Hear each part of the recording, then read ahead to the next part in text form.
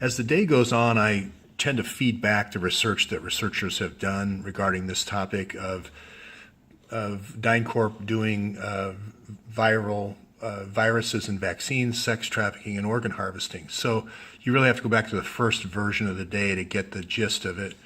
But I think I have a couple of potential solutions here, and that's what we do toward the end of the day is propose kind of a little bit more working theory, a little less, facts, but facts that need to be supported. I believe that Operation Underground Railroad here, which is this 3-year operation in Denver by a nonprofit that's being run by a DHS agent who also is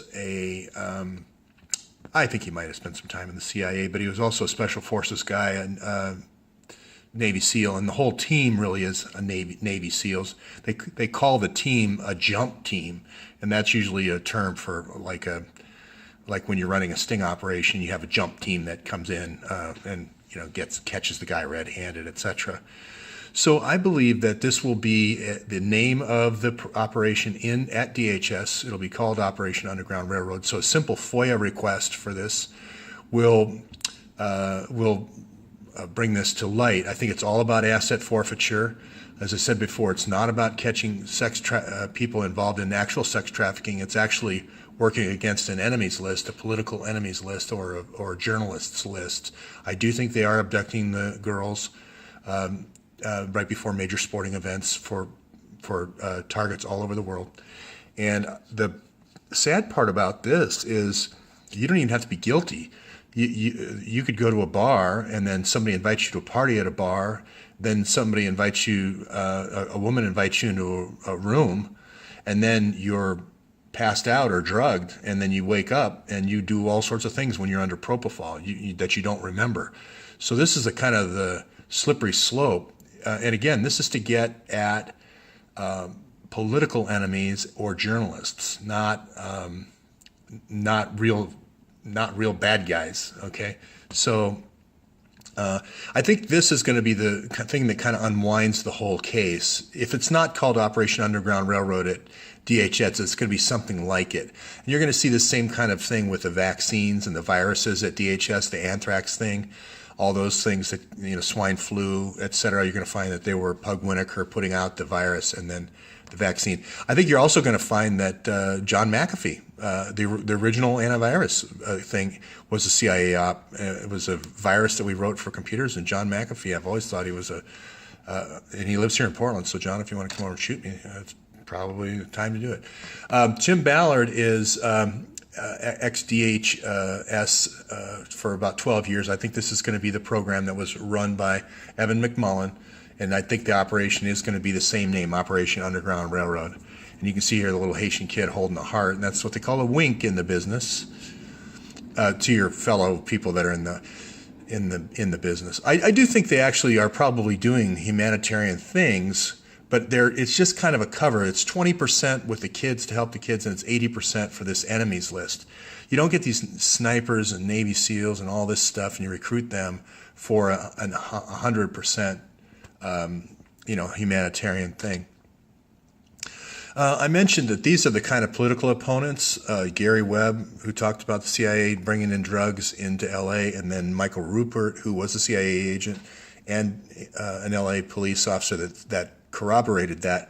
It's all going to be we're going to make this jacket that Michael's wearing the bad jacket, the bad guy jacket. So the objective of this group is to somehow compromise him. It's not just with the cameras. That's just one operation. But there's IRS. There's a whole bunch of other ways to do it. But Tim is going to be trying to put a bad guy jacket on a lot of people in America, and it's going to be everyone on the terrorist watch list. And I think the watch list is over 3 million now and growing. And these are the things. It's interesting to hear people talk about Jimmy Savile and say, how could it be 100,000 victims? And I'm saying, have you ever been to McDonald's? You ever seen a sign that said, 8 billion sold or 100 billion sold? It's a franchise. The whole kit, I've shown this kit a number of times, comes to you just like you're opening a little lemonade stand. for the low light cameras and so forth. I'm not going to call them brownstone operations anymore. I'm going to just call them cam operations, since it's an easier way for people to understand it. They're just cam operations. There's 12 little cameras, there's 12 little microphones. You put them in the corners of the room, you hide them, and then you bring in the girls. So just that simple. So Kagame, I think I've came about an improvement on the program here. They used to just harvest all the organs and then throw the bodies in this lake, as they flew the helicopter on the big swing at home. But it leaves a lot of evidence, and I think they made an improvement. Kagame also, you're going to find Paul Farmer here in Rwanda, and all these people being trained to do this type of thing. You're going to find they're all trained in Rwanda and Congo, okay? Because you had the bodies. So a lot of people have said, as the U.S. Navy ship Comfort was, I don't know if it was at Labadee, because I don't think these ports existed before, so I think they came in where this cruise ship was. I think what you're going to find is this is going to be the old Jeffrey McDonald case. When the ship goes back home, it's going to take body bags. Now, I don't know if it's going to go to Port Canaveral or if it's going to go to Norfolk, but it's going to be one of those two ports. And inside, in the Jeffrey McDonald case, if you don't remember, here's the ship right here. This is the Comfort, okay? And right now you can see it's in Norfolk right now. So this little application here called Marine Traffic. It'd be interesting to see when this ship was in Colombia, when it was in Costa Rica, when it was in different ports of call in like Honduras during the coup and so forth. Because I think this is where the night operations are happening at 2 to 4 a.m. to remove the heart. Now this book here, American Heart of Darkness, was written by this guy, Kirkconnell, veteran, good guy. And if you don't remember the Jeffrey McDonald case, they were putting drugs in the body cavities of dead U.S. soldiers, and they were coming into Fort Bragg.